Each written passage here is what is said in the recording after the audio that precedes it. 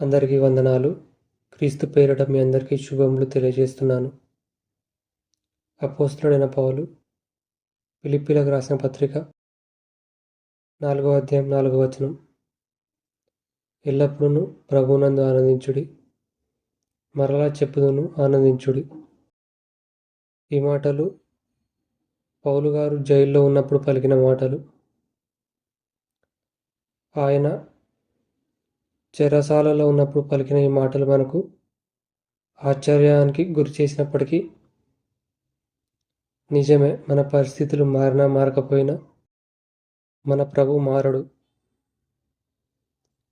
అందుకే అతను ఏమంటున్నాడంటే ఎల్లప్పుడూ ఆనందించుడు అంటున్నాడు. అంటే మనకు కేవలం సంతోషం వచ్చినప్పుడే ఆనందించడం కాదు, సుఖం వచ్చినప్పుడే ఆనందించడం కాదు, కష్టాల్లో, కన్నీళ్ళలో, బాధల్లో కూడా మనం ప్రభువుని ఆనందించాలి.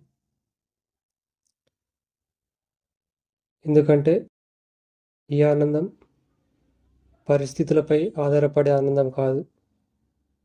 ఈ ఆనందం ప్రభు ఇచ్చే ఆనందం.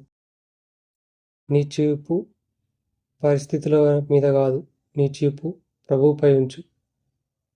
అప్పుడు ఆ దేవుడిచ్చే ఆనందాన్ని, సంతోషాన్ని నువ్వు, నేను, మనందరం పొందుకుందుముగాక.